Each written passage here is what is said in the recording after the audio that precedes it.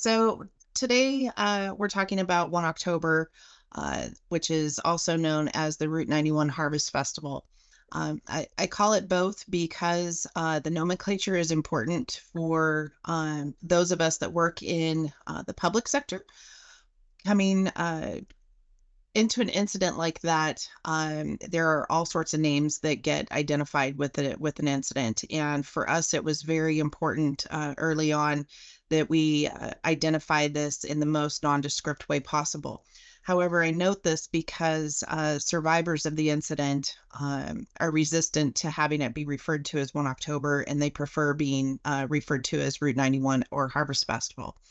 That's important for communities that have incidents of mass violence because how the survivors and the victims of each incident react in communities is different, and it's important to be cognizant of that going forward. So I also do want to highlight the fact that since 1 October, we had a second large-scale mass violence incident in our community, and that is the UNLV shooting that happened just at the end of 2023 in December. I won't go into great detail on that incident as it was a very short period of time from the onset of the incident to the time that we demobilized, but I will reference it throughout the course of this conversation. Next slide. So the concert venue, we had over 22,000 people in attendance, about 2,000 folks. It says vendors and employees. That was all encompassing. So the individual people that had food trucks, other souvenirs of this of the concert, those are representative of those employees, as well as the custodians and the people that were providing site security or just general services. We had only 2,000 attendees at this event that were local. Everyone else was from out of state or out of country. It's a 17.5 acre open air site just adjacent to the Las Vegas Boulevard, the Strip, and across the street from the Mandalay Bay. It's also situated just between our airport and our fuel tanks that supply the jet fuel. We have a high attendee ratio of first responders that were at this incident, which is unusual for a lot of incidents, and they parallel the Ariana Grande concert that happened, and the venue is different, but the concert attendee makeups were also what we believe in this instance helped on the inside as far as responders being a high level of responders being present. So the on-site staff that was there, police department was present. There was 50 personnel there. A command post had been pre-established that they were operating out of. We had community ambulance service providers in the area with only 16 personnel and 3 ambulances. And then we had our fire prevention staff that was there with only 1 fire inspector. I set this up because for us, this was on a Sunday evening at 10 o'clock at night. And, in Vegas, this event itself did not rise to the level of awareness within emergency management, as it didn't have a great number of attendees when you put into perspective the other large scale events that we have. So this was adequately staffed for what we considered at the time for permitting. Next slide. So the shooting itself, the shooter broke out a window from the 32nd floor and began shooting towards the crowd. They say 1,100 rounds were fired into the crowd from approximately 22:05, so 10:05 p.m. through 10:16. There was 58 people that were left dead and 850 injured on the site before the shooter himself committed suicide. So since that time, we have lost 2 additional folks as a result of their wounds that happened that night, and they have since passed away. Now, it's also important in a trauma-informed way that communities that are impacted by mass violence incidents, that they recognize that there is a difference between the initial victims and those that pass away at a later point in time. That is something that you also would need to be cognizant of. So throughout the course of this presentation, I find myself that I do vacillate back and forth between what was and where we are now, because we have learned so much over the course of time that it's important for you to understand the landscape of it at the time, but then also understand the transitions and the things that we have learned over the course of time. We have become a much more trauma-informed community and have a greater understanding of the nuances of language and the impact that it has upon those that have been affected by these mass violence incidents. It's important to note that 10% of the attendees were local, 90% were from other states and 6 other countries. And it's important to understand that because of the outreach that we had to do to be able to get in touch with the folks that were affected by this. Many people after this incident got on planes. Some were gunshot wounds that were unattended, left Las Vegas on commercial airplanes and went back home and sought medical treatment elsewhere. And we still needed to get in touch with them. So that is also a factor whenever you have visitors in your community that are attending events that leave and go back home. You still need to be able to stay in touch with them. Next slide. So this gives a general eyes on the venue itself. Mandalay Bay, you can see, is at the upper left-hand side, and it was on the 32nd floor, shooting across Las Vegas Boulevard into the venue. Next slide. So the initial response, police and fire, and we'll just talk about the venue itself. We won't talk about Mandalay and their security response, but fire personnel were not on scene except the prevention officer that was there. Police officers did respond multi-jurisdictionally. From our perspective, the Office of Emergency Management became activated almost immediately. Irene received the first call from the emergency manager at the time, who was a deputy fire chief, and she was the first into the Multi-Agency Coordination Center. Within 30 minutes of the shooting, everything was operational in this side of the world on the emergency management side. We had medical surge coordination, emergency support function 8, which is our public health and medical, and our medical surge area command stood up almost immediately. Misty Robinson served as ESF 8 and was with us through that entire first 2 or 3 operational periods, as was the medical surge area command stood up. The immediate recovery planning started. Family reunification was important, and family assistance. We'll go into that in just a bit. And the biggest questions at the beginning were how many casualties and where were they? That seemed to be the every 5-minute question or less. There was a constant need for that information from our electeds, from the hospitals, from all of our police partners. Everyone wanted that number, and everyone had different reasons why they needed it immediately. Next slide. So I see questions coming in during the time. Drew, would you prefer us to reserve those questions to the end? Yeah, let's do that. Okay. We'll go down for you and we'll triage them for you at the end there.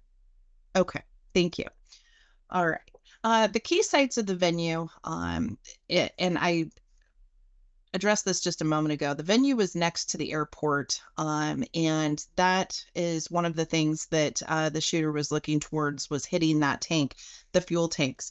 We were very fortunate in the fact that when he did hit the tanks, it was 1 inch above the fuel line. So we were, if there was a blessing to be had, it was that it did not hit where the fuel level was. So he was trying to make the biggest impact in the shortest period of time. So where this is located on this map, you can see where the Mandalay Bay is in the lower left, the festival venue, and then to the immediate right, you'll see the Impromptu Family Reunification Center. I hesitate to even really refer to it as family reunification because it was not formally set up. This was established on the fly by law enforcement and a place where people were running to seek refuge away from the Las Vegas Strip. We had folks going into all of the hotels and in the surrounding areas, and then Tropicana was right there, and they just started funneling them to the direction of the Thomas and Mack. From the Thomas and Mack, then they were moved over to the convention center at a later point. Next slide. Medical surgeon health. Misty? Okay, so I'm going to take over from here for a little bit. Next slide. So I wanted to kind of explain what the Southern Nevada Health District is, because in a lot of different states, there are very different ways in which health departments, local health departments and state health departments are set up. So the Southern Nevada Health District is a special district that is the sole public health authority for Clark County and all of the incorporated cities within the county. We do permitting for all EMS providers in the county, and we provide medical direction and protocols for emergency services. I bring that up because we decide how many EMS providers are needed for certain size events. So when Misty Richardson was talking about how many ALS and BLS vehicles were at the scene, it's important because we make that decision based off of the size of the event. And so this event only required those vehicles that she mentioned, or those teams that she mentioned. We also have the Southern Nevada Healthcare Preparedness Coalition. It is under SNHD. We are either the chair or the vice chair of that, depending on the year. We kind of co-chair that with somebody from the community. And then SNHD fills, like Misty said, emergency support function 8 desk at the Clark County Multi-Agency Coordination Center during an emergency. And as she mentioned, I was one of the ESF 8 coordinators for this event. And then we also have the medical surge area, or we had at the time the medical surge area command, and that has since changed to the medical surge support team. And there are various reasons for that, mainly legislative, but we are basically an incident support team now under legislation. Next slide, please. So this was kind of the issue during the Route 91 event and the October 1 event is basically people were looking for the nearest hospital. So they were getting on their phones and asking Siri, where's the nearest hospital? Next slide. So the hospital casualties and fatalities summary here, there were the 3 closest hospitals received the majority of the patients. The first one, Sunrise Hospital, is our level 2 trauma center, and it was our only level 2 trauma center at the time. They received 212 patients. They admitted 64. They had 58 surgeries, and they had 10 dead on arrival. University Medical Center, which is our only level 1 trauma center, they were second closest, or actually third closest, and they received 193 patients, 60 admits, 20 surgeries, and 3 dead on arrival. And then Desert Springs Hospital, which is a non-trauma hospital and actually is now only a freestanding emergency department. So they had the biggest challenge here. They received 93 patients. They admitted 20. They had 14 surgeries. And then they had 4 dead on arrival, but they also, because they were in a trauma center, had to transfer 18 folks to our trauma centers. Anyone who made it into a hospital survived. I wanted to point that out, except for the 2 who passed away more recently in the last couple of years. Anyone who made it into a hospital survived their injuries. Next slide, please. So the hospital locations and challenges, there are 17 total hospitals in the Las Vegas Valley. And as you can see here, there was Desert Springs, which was our non-trauma center, was the closest to us, to the venue. And so, of course, people were going there. Then there's Sunrise, that's 4.8 miles away from the venue. And then UMC, or Trauma One Center, is 6 miles away. So the plan for an MCI, or a mass casualty incident, is to triage patients on site and for EMS to take them to the appropriate hospital based on the level of patient acuity and the available beds. Well, what happened was survivors and Good Samaritans were self-transporting to the nearest hospitals. So that was a huge challenge for decompressing those 3 emergency departments. Next slide, please.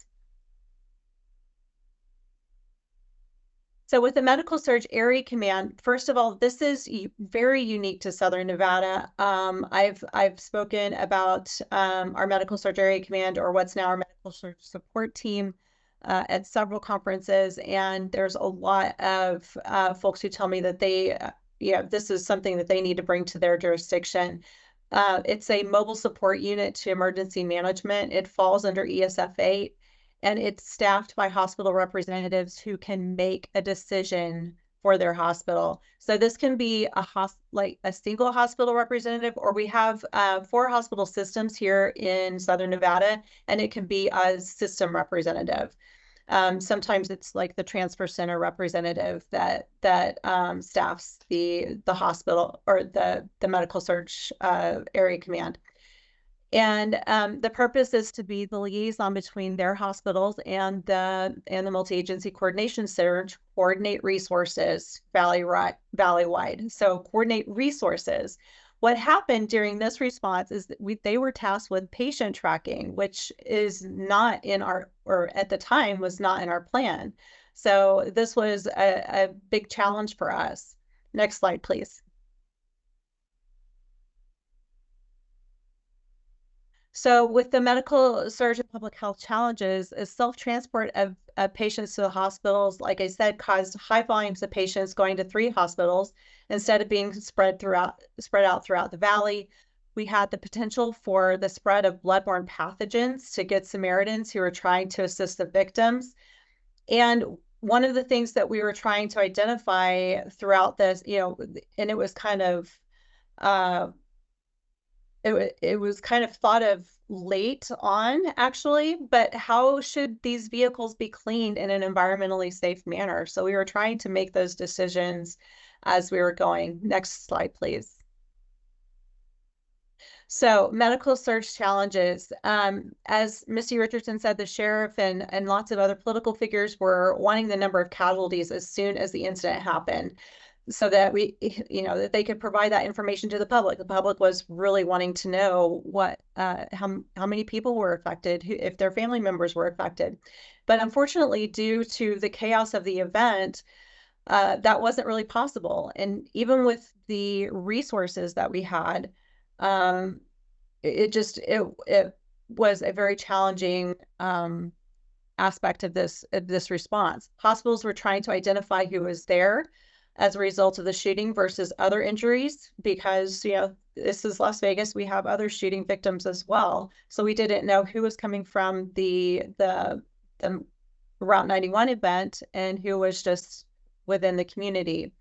So along with just trying to triage and get people the medical attention they needed immediately, it really made record keeping difficult. In fact, most hospitals, they resorted to pen and paper. One hospital talked about using sticky notes to put on patients to identify what their disposition was and what had been done for them. Hospitals ran out of anonymous names because there was so many who came in without any identification. It was difficult to identify who was being transported to other facilities right away. And much of this information came days later. Sorry, my light, I'm not moving enough, so my light is going out. So I apologize for that. So family reunification in the immediate aftermath was almost impossible. We worked with the hospitals constantly to try to get numbers of casualties, but there was no one with the time to do that. So now more than 6 years later, as a result of this event, our hospitals have better mass casualty systems in place. And we're working with our jurisdictional partners to manage expectations on how soon this information can be released. We also had concerns among the hospitals about what information they could give based on potential HIPAA violations. So they were concerned about what HIPAA would allow them to provide during a mass casualty incident, which is different than what they can provide on a regular day-to-day basis. So during an emergency, this isn't necessarily a concern, but the hospitals really were, there was a lack of understanding of what information they could provide. Next slide, please. So I'm going to talk about this one lesson learned specifically here because of what I was just talking about. So as a result of this of our after action process after the shooting, the Clark County Fire Department came up with the concept of the hospital area command. When a mass casualty incident is declared, the fire department will send EMS units to, at minimum, the closest hospital to the event and the closest trauma center that helps in a few ways. So first there's the triage. They triage patients as they're entering the hospital parking lot. They are able to stabilize patients in the parking lot and get them registered before transferring or discharging. So this provides EMS the opportunity to keep the greens out of the emergency department to await treatment, while the reds and yellows can be taken care of and admitted first, or transferred to a trauma facility or other facility with a higher level of care, which helps to decompress the hospital's emergency departments. EMTALA kind of plays a role here as well. Technically, all patients must be screened and registered in the ED's medical record system.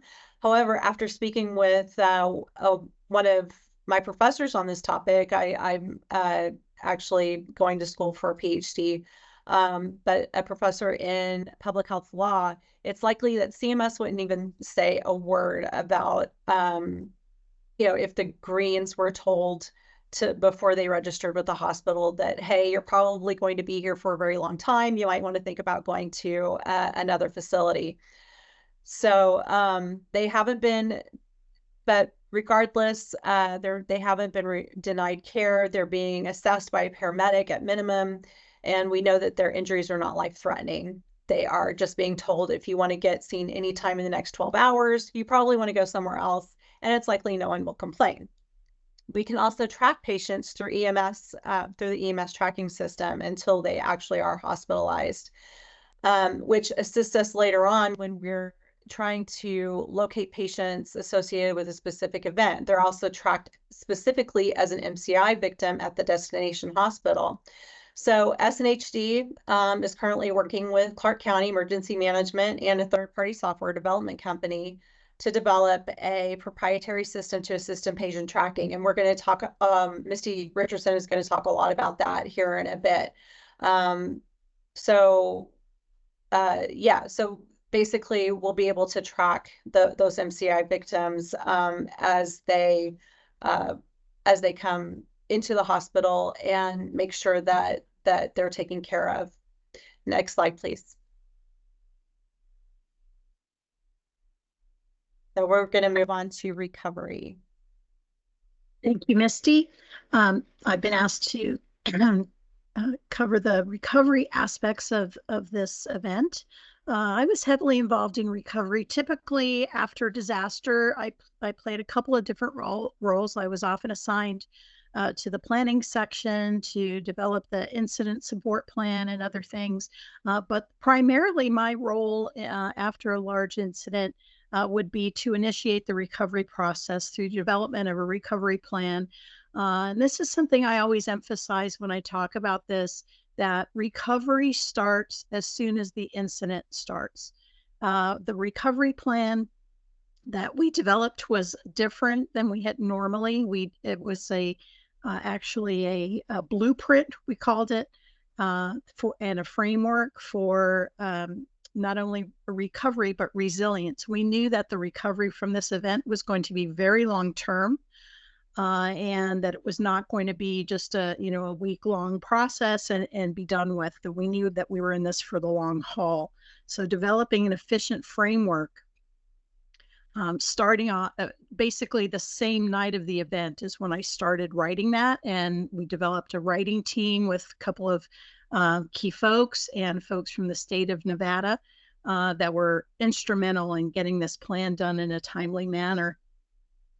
We established the Family Assistance Center and a phone bank. Misty will talk about the Family Assistance Center, but I was responsible for setting up the phone bank at the Clark County Multi-Agency Coordination Center. We used volunteers from county departments, as well as our volunteer organizations active in disaster and our medical reserve corps in particular. So that was a huge help to have folks come in immediately. And the Vegas Strong Resiliency Center also was set up in record time over a number of weeks, and Misty will cover that in more detail. The recovery organization was developed. We proposed it in our plan, and then it was approved by the county manager and the county commissioners for Clark County. We established a donations management committee and solicited public feedback on donations distribution. That was at the county management level and county commissioner level. It was a very involved process. One of the things that happened in terms of donation management is we received a huge amount of donations at hospitals, at the fire stations, at the Family Assistance Center, many of which were items that we did not need. And so that became sort of a disaster within a disaster, trying to manage that piece, as well as the sheriff at the time and the county commission chair at the time set up a GoFundMe account for donations. And that was kind of the kickstart of this donations management distribution that ultimately occurred. The county took ownership of that and initiated that process with help from community leaders who were involved in the process. But one of the things I want to caution about setting up accounts like that or managing donations after an event like that is the unfortunate large amounts of fraud that could occur. Folks setting up fake accounts, soliciting donations that had nothing to do with the event. And so it's just something that you have to work with your legal folks, your DA's office, your attorney general, and ours absolutely took an active role in tamping down those fraudulent activities. So we developed performance measures, some deliverables, some specific outcomes for tracking the progress, ensuring grant funding accountability that came in after the fact. The Department of Justice was instrumental in helping us provide funding for reimbursement of the response activities as well as recovery activities. And Misty will tell you a little bit more about that as well. So here's the recovery organization. This is a little bit hard to see, but hopefully you'll when you get a copy of this, you'll be able to see it better. But we did have an overall recovery organization. The recovery organization is actually established in state law as well as Clark County Code. And so we followed that pretty closely. We had to amend it a little bit to meet the requirements of this event. But Clark County Office of Emergency Management, the Clark County Manager's Office, all of our partner organizations, obviously the Health District, very much involved, many county departments and community partners, both nonprofits and the resort community was a huge help, the airlines, so many different groups. One of the things that folks forget about is the fact that after an event like this happens, there are a number of federal agencies that need to be involved. And so the FBI was a huge partner of ours, not only for some of the investigative work that needed to be done, but also in helping folks reunite with their belongings that were left behind at the scene. And also the county coroner's office played a huge role in family assistance You'll hear more about that later, but they were a very early initial partner as part of the Unified Command for this event. Next slide.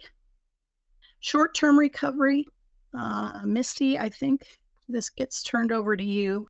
So the short-term recovery, we broke it down to short-term, interim, and then long-term. So getting the medical treatment for folks, having that victim assistance area and sheltering for people. We had so many visitors that were in our community that we had to provide support for additional rooms for them to stay, because many of them, this was the last night of the event, and so most of them had their cars ready, or they were about to catch planes. They certainly were not planning to stay for extended periods of time. So providing shelter to our visitor population was one of the considerations that we had not taken into in advance. So notification, family reunification, survivor services, helping to support with funeral arrangements and getting folks back home. That was a huge learning curve with the FBI came in and their partnership with the airlines and being able to transport folks back to where they had come from.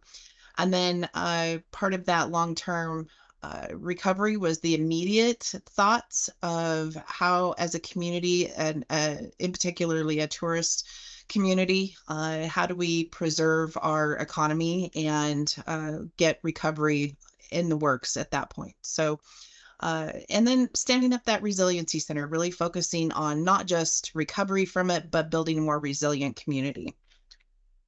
Next slide. So the Vegas Strong Resiliency Center was born out of a conversation as we all sat around realizing that these people would need assistance much longer than a few weeks after the incident. And our partners from Orlando came in and talked with us about the Pulse nightclub shooting and the planning factors that they had after that incident on being able to provide services. And then we also had the Boston bombing that had happened and their resiliency efforts afterwards. So Vegas Strong Resiliency Center was born as a result of those conversations with people that had experienced this in their communities before. And we knew that we wanted to centralize resources for folks so that they weren't trying to figure out where to go and how to access the things that they needed, medical care, the mental health care, those immediate needs for sheltering, getting their belongings back, as Irene referenced. And then how were we going to accommodate for that? Many communities have the benefit that their events are attended by most of their residents, but as we've discussed over and over, we had so many folks that were from out of town. They just didn't have the support resources here. So we had to stand up a micro community for them to house them and to care for them during that period of time. So what we learned from both Pulse and from Boston was the periods of time that we would anticipate having to have a center stood up. So the conversations were the immediate care and what the Resiliency Center would provide in the immediate aftermath, and accessing all of those federal resources. And then how long could we expect that to be in our community? So most communities, they were established for 3 years after the fact. But we've been fortunate in our community to be able to demonstrate the long-term need. And unfortunately, mass violence incidents continue. So in our state, we've leaned forward and created a statewide center. And that has been identified as the Vegas Strong Resiliency Center, now referred to as the Resiliency and Justice Center. Next slide. The Resiliency Center day-to-day still provides assistance to first responders. That is something that we have become a flagship of our community, is really taking and embracing responder wellness and the traditional and alternative approaches, be that yoga, could be cooking, art classes, anything to draw people out and to begin making those connections with their support systems and things that they would find comfortable. The center also provides ongoing counseling and spiritual care. They have referrals to partners within the community that have been fully vetted. That is something that cannot be underscored or highlighted too much in this entire scheme, is that you'll have service providers come out of the woodwork all over the place, from all over the country, all over the world. And how do we know that they are the most suitable to be supporting folks that have been involved in these incidents? So the Resiliency Center has done a very good job of vetting these individuals at a professional level. There is a recovery framework, and we will provide that at another point. Victim advocacy and support. We have navigators. We found that that language is the most fitting instead of caseworkers, because these people are not cases. They just need help navigating through the quagmire of bureaucracy that is for everyone to deal with once they have been involved in something like this. They help build them the resources and get them to a stronger point than they were before the incident. That is the hope, and that is the mission. Be that through legal assistance or other tools that they may not have otherwise known were available to them. Next slide. Family reunification and assistance. Next slide. So the timeline of this is rather important because, as I mentioned at the onset, there was an organic reunification site at Thompson Mack. That was not planned, and it was not really a reunification site because those services were not being provided. It was more of people getting to a safe place and then transitioning over to the Family Assistance Center. 4 o'clock in the morning, it was announced that the headquarters for the Family Assistance Center would be at the Convention Center.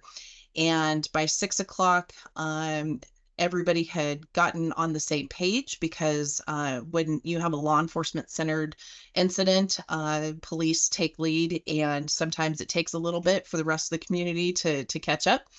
I know that there was a question posed early on before this presentation about plans that were in place and if there was an MCI plan. And in fact, there was a whole community MCI plan. But much like this situation here, where it took a little bit of time for the sheriff and the emergency manager and the coroner to get on the same page, same thing happened with the MCI policy. There was an MCI policy that the operators in the field were using. And then we had a whole community MCI plan that involved all the hospitals and all of the stakeholders in the community. Those didn't necessarily, they didn't necessarily merge together well, and there wasn't eyes on that from the folks in the field or even in our combined communication center. So that is something that we have worked on and done better with subsequent to this incident. So once it was agreed upon where the Family Assistance Center would be, we began putting into place reunification.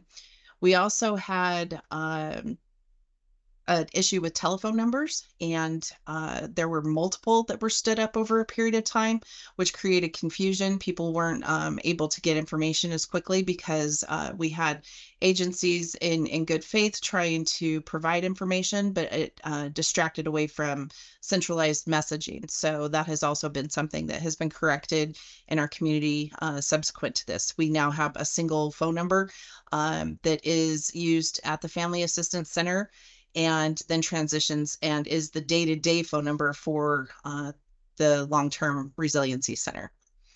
So timing of this Family Assistance Center was completely functional by 1:30. I can tell you that I personally was there and had the door open at 8 o'clock. And unfortunately, I started receiving folks that we were not prepared to receive, and that was families of decedents. They had figured out that their loved ones had been suffered loss at the site, and so they thought that they were coming to the Family Assistance Center to identify bodies, and that was something that was not clearly messaged in those first hours. All right, next slide.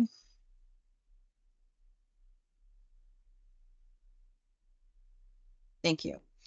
Reunifications and assistance that are key functions. I don't want to go into the weeds here, but as you can see on this slide, these are the different services that are provided at those facilities.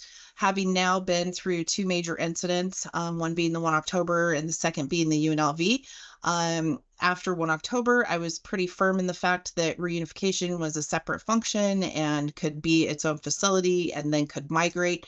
But through the course of Formula One, Super Bowl, and the UNLV incident in the past 6 months, my thought process on this is changing some because there's staffing issues to being able to stand up two full facilities that are operating at different levels. So over the course of time and experience at this point, I'm leaning back towards more of just sticking with Family Assistance Center and one facility and then changing intent over the course of operational periods. So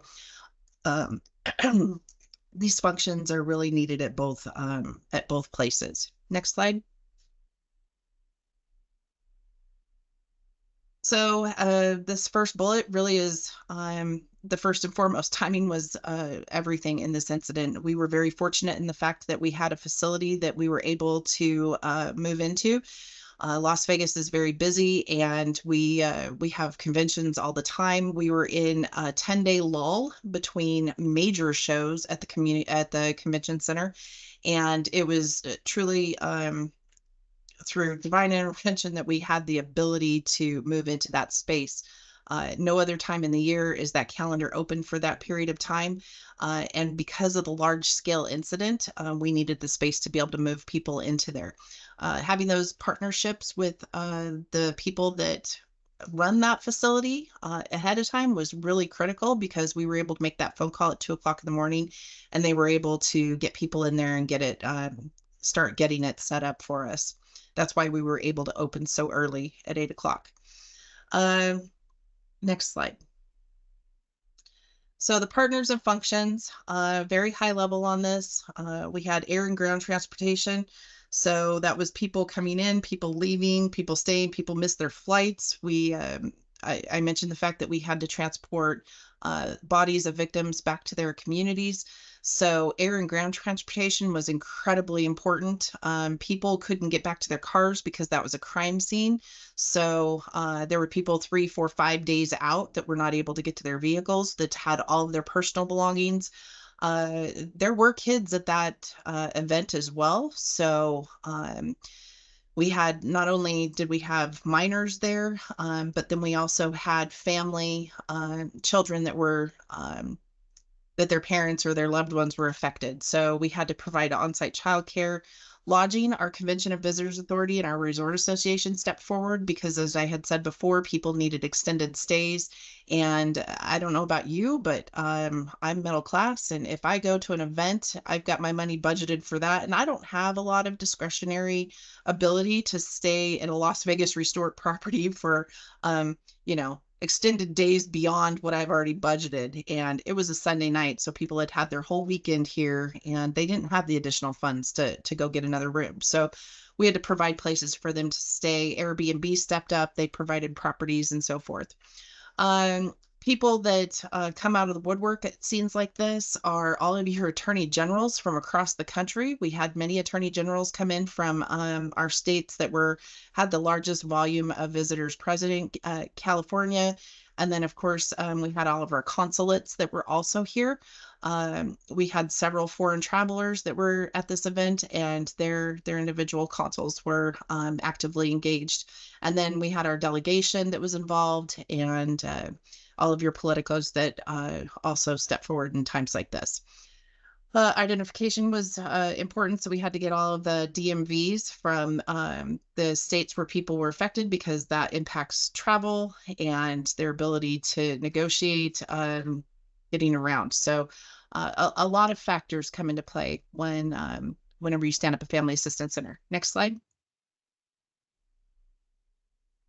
Irene discussed donation management, personal effects return, and the spiritual care. All of those things we have gotten much better at. We now have a better grasp of what donations look like in the aftermath of a mass violence incident.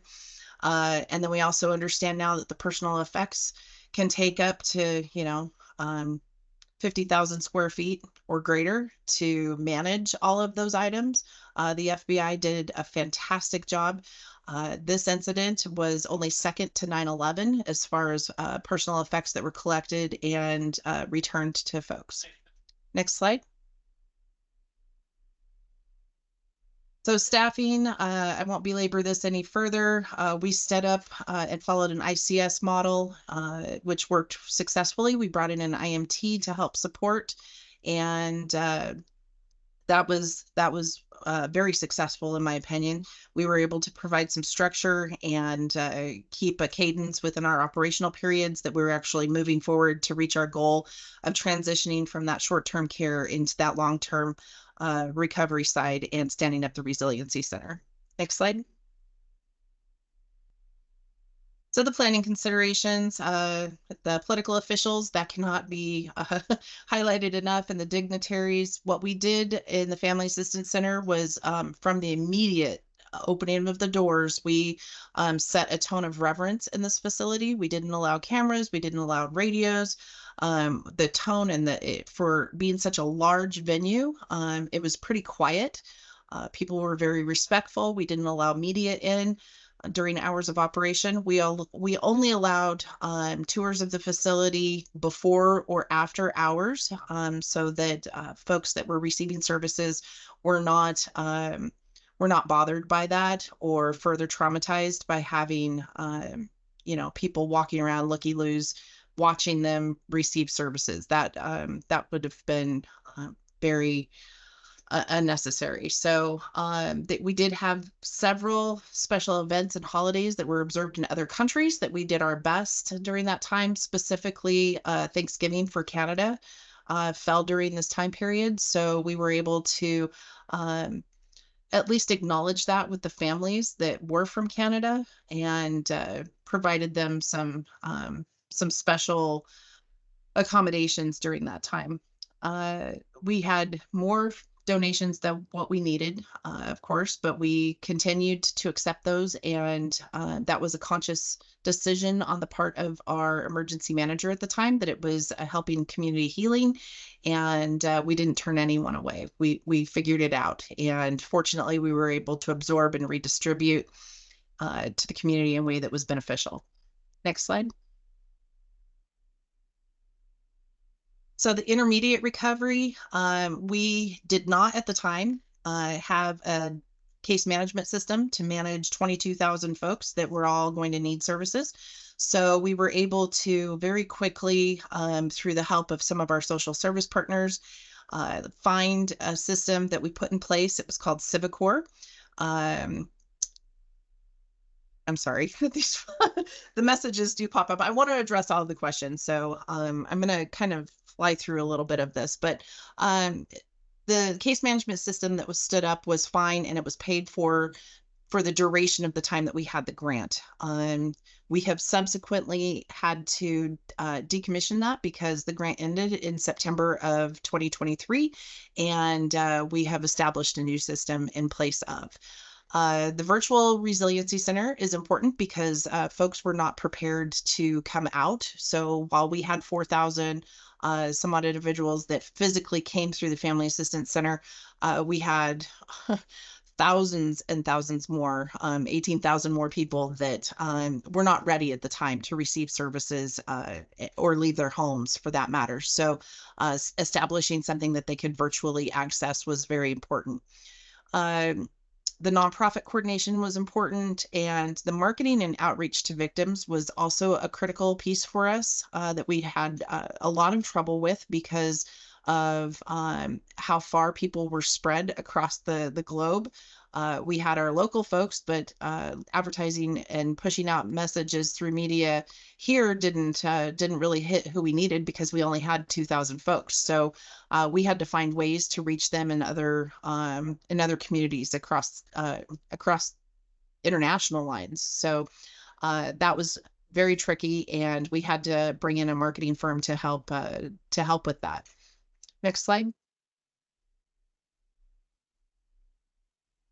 So the long-term recovery, the 1-year remembrance, Anniversary is a word that is often used by folks, but typically in ways that are joyful and happy. So we try to use the word remembrance as it's more reflective. We went from Vegas Strong to Vegas Stronger. I would caution any and all communities to not use that as a tagline. Boston Strong, Vegas Strong. The folks that are impacted by these incidents do not feel strong, and they we have received so much feedback that that they're actually a little resentful of it because they feel quite weak at the time after an incident, and it's a misnomer in their opinion. So a recovery organization, we initially stood up a framework, incident specific, and that served us well and has done so in several other instances. Subsequent to this time, I have established and have put together with workbooks and individual annexes an entire recovery plan that's a regional recovery plan that was born through COVID with these mass violence incidents in mind. However, I will tell you that it's good to have that. I would still anticipate that you would have an individual framework built out for incident specific. So the work groups, those were established. We had grants because we had federal grants that came in. We also had our economic recovery. We had responder wellness.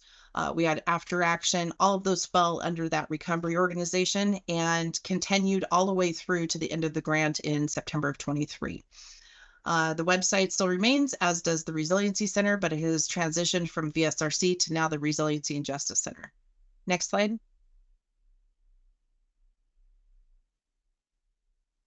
All right, 6+ years later, it has become a statewide justice center for all of those that have been affected by violent crime, and will continue to do so. The impacted person database, I'm trying to get to the end of this so that I can go through that with you, as I feel like that is our path forward and a culmination of the lessons learned that we've had. Next slide. All right, progress in the preparations, the lessons learned, and corrective actions. The corrective actions were pretty substantial, and I was very interested in, on the front end, that there's a tool on tracking those things and keeping it at the forefront instead of in a document buried.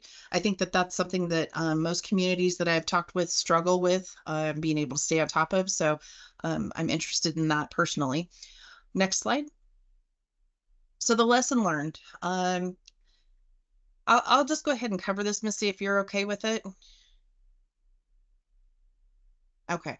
So the EMS capability to decompress hospital surge, that hospital area command and standing up the patient tracking system, those have worked successfully to this point. As we know, with the UNLV incident, we were able to use the database and provide services through reunification for all of those that that came through. There was 13,000 people affected.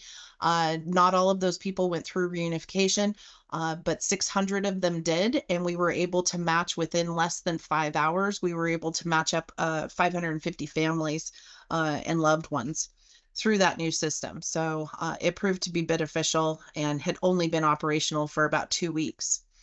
The Medical Surge Area Command was reframed, as Misty had alluded to earlier, and it is now called the MIST, the Incident Support Teams, and that has been provided through statute. Ensuring staffing, that is going to be something that is an ongoing problem in communities. It's a challenge for all of us, particularly in our community because of the size and nature of the events that we keep having come.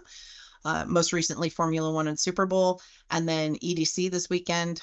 We have a constant flow of events that are upwards of 100 to 200,000 people at these events. So staffing is just something that we have to be aware of and provide for. Next slide.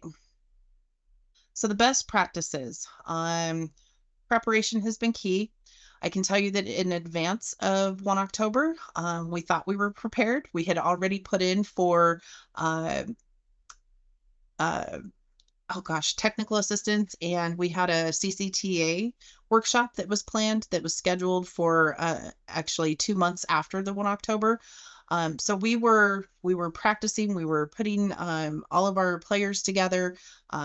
We have several teams that police and fire that work together and practice and drill and exercise on a regular schedule. And yet still, whenever, sorry about that, I'm not using plain language. It's still something that can be approved upon and is something that's important for all responder groups to do that. Responder support has risen to the level that it should be within the community. All of we had a central coordinator that was established after 1 October that was a regional resource. And in the course of the past 6 years, each one of our public safety agencies has elevated and accounted for and hired a responder wellness coordinator. So that is huge steps forward in that area. And it is not the EAP person, but someone that is dedicated to providing those alternative avenues for wellness.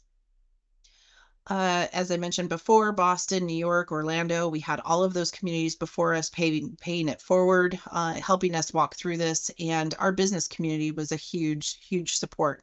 The concept of medical surge area command that Misty mentioned is something that was unique to our area that we're hoping that we have been able to spread that across the country. And the transition to a medical surge support team and having legislation behind it so that there's more strength in the capacity is more of that resilience building that we had post-incident. Next slide.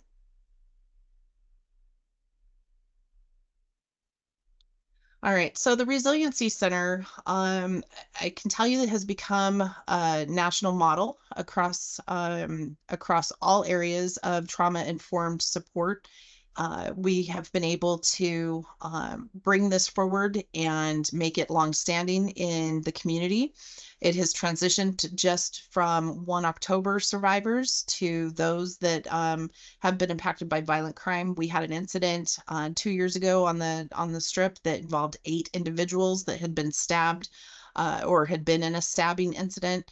And what we found was that we were needing to provide the same services to them that we would need to provide to our 1 October survivors. So it has been something that has been proven to be very successful and has legislation in it now that it is the statewide Victims of Crime Center and able to support services for everyone through the entire state. Next slide. This is one of the lessons that we learned in that virtual standing up.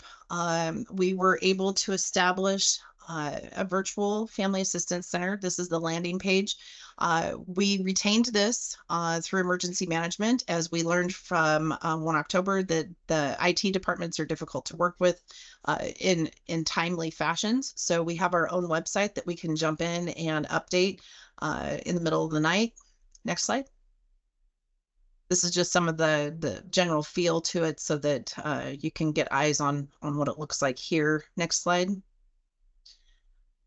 We use this all throughout COVID for visitors that were coming through that may need additional services if they were quarantined and isolated in the community. So it easily transitioned from mass violence to pandemic. Next slide. And then there was a question about phones. The phone number that we stood up was 455-AID. What we decided was that would be the community phone number, and it would transition from Family Assistance Center back to the Resiliency Center so that post-incident, we wouldn't lose callers. They were able to get that information on the front end and then transition to that long term. What we have done as a process improvement, even as most recently as this past week, in 2 weeks from now, we plan to roll out where this will no longer just be a physical facility. We will have a queue on our desktops to where we were able to keep staff at their desks and be able to start taking calls. So the intention is we have 10,000 county employees roughly, and we struggle with getting people in seats into a physical facility. But if they're able to remotely work a call center and stay at their desk, we don't have the transport time or setup time or any of that. We're able to just flip the switch and go from a phone line that's ringing within the resiliency center to ringing into a queue on our desktops and be able to process those calls as they come through. 911 recently had a system outage, and they are also going to be looking at joining us with being able to use that call center capacity. So stay tuned for that. I'm anticipating that will come out in the next few weeks, that we'll be able to get that going.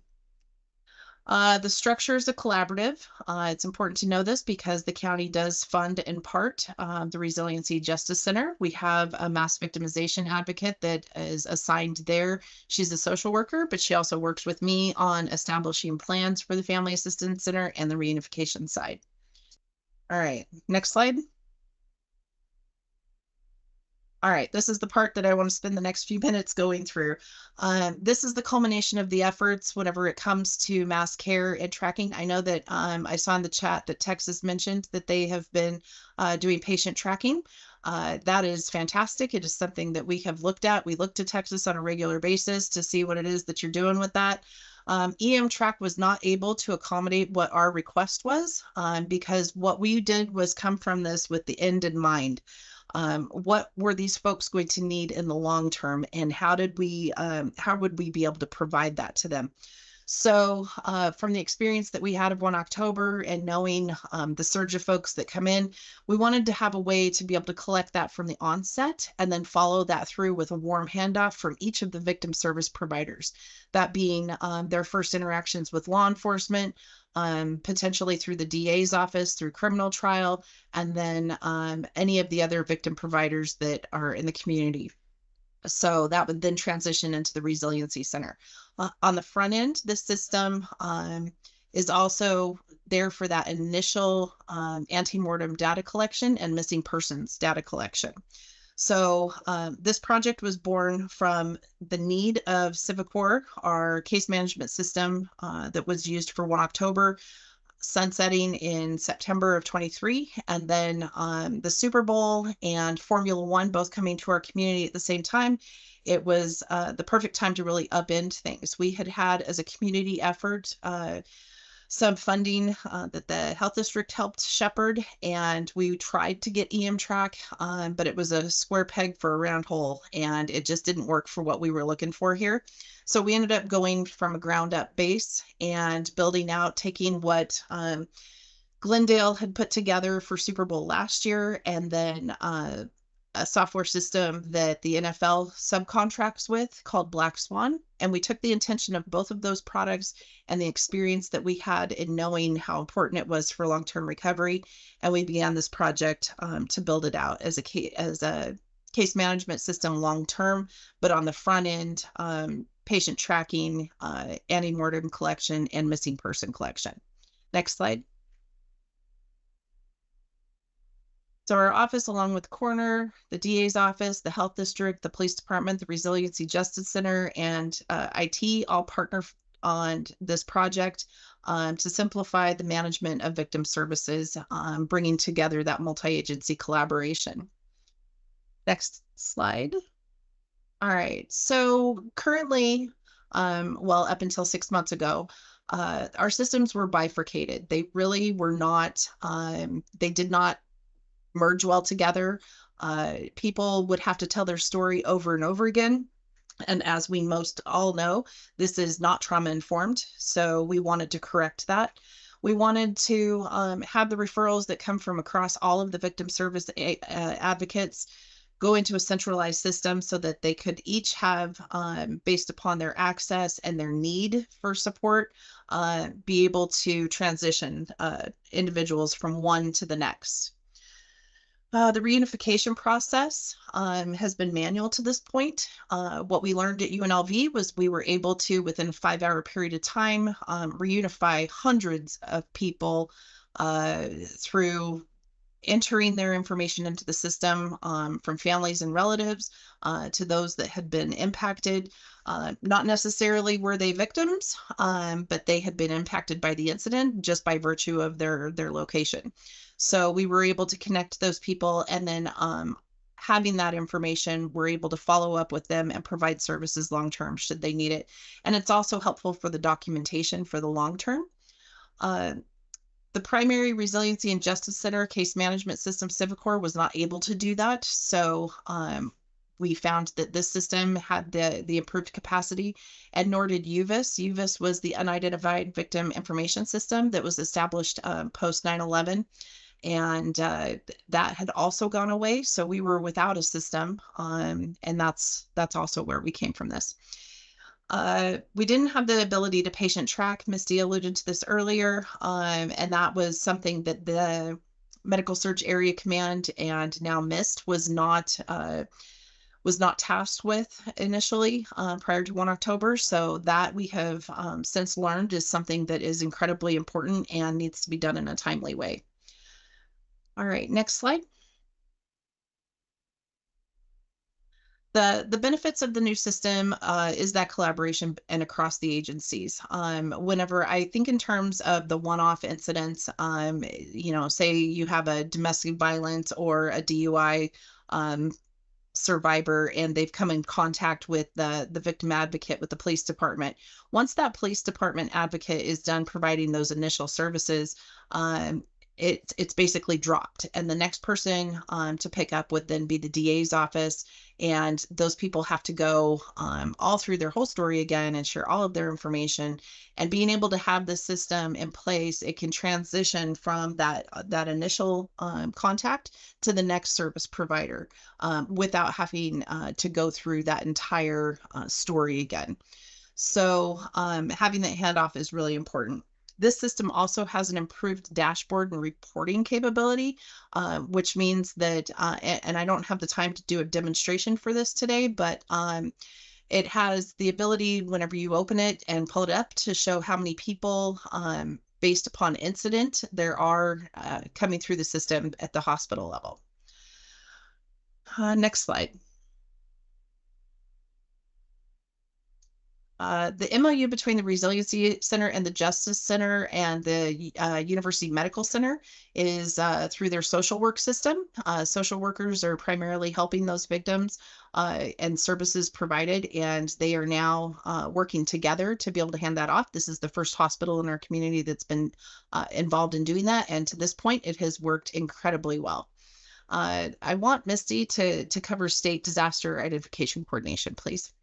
So through our Nevada revised statutes, we have the Identified State Disaster Identification Coordination Committee, and this has been around for about 30 years. However, it hasn't really identified specific information that hospitals must provide. So a few years ago, they created the minimum requirements for hospitals to information to provide during an emergency, and it has to be a declared emergency, and it has to be just for patient identification and just for victim reunification or family reunification. So one of the things we're working on is getting the hospital systems and their disparate electronic medical record systems to directly upload into the impacted persons database through an HL7 or FHIR compliant link. So there's that protection there for patient information. And then there's going to be no data sharing from this system into the IFAC. There'll be data sharing to the IFAC, but the patient must agree to services before they can be provided to the Resiliency and Justice Center. So we're kind of working on some legal issues here with the hospitals and HIPAA and all of that.